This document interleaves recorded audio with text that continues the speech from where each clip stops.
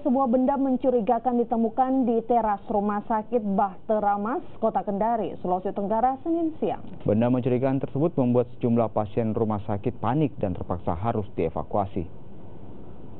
Puluhan pasien Rumah Sakit Bahtera Mas, Kendari terpaksa harus dievakuasi lantaran sebuah tas hitam mencurigakan berada di teras rumah sakit. Menurut seorang warga, tas tersebut sudah berada sejak 2 hari lalu, namun tidak ada yang mengaku sebagai pemilik tas. Tim Gegana Brimopolda Sulawesi Tenggara yang tiba di lokasi langsung berupaya menjinakkan benda mencurigakan tersebut dengan alat pendeteksi. Tas hitam itu akhirnya dapat dievakuasi dan langsung dibawa ke Makobrimob untuk dijinakkan. Sementara itu aktivitas rumah sakit kembali berjalan normal. Oh, tas. Berapa hari di sini Pak? Berapa hari? Sudah 2 hari. 2 hari. Bapak di sini pasien atau Penjaga pasien. Oh, penjaga pasien. berapa hari Bapak lihat di sini Pak? 2 hari. Jadi Bapak ngelapor itu ke Polsek. Emang apa isinya? Bapak belum tahu. belum sempat pegang.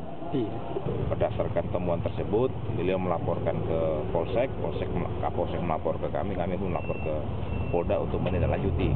Sehingga hari ini rekan-rekan ketahui sendiri sudah datang dari Brimob, dari Jibom, yang nantinya tas ini akan diamankan di Brimob dan akan dinetralisir di Brimob sendiri.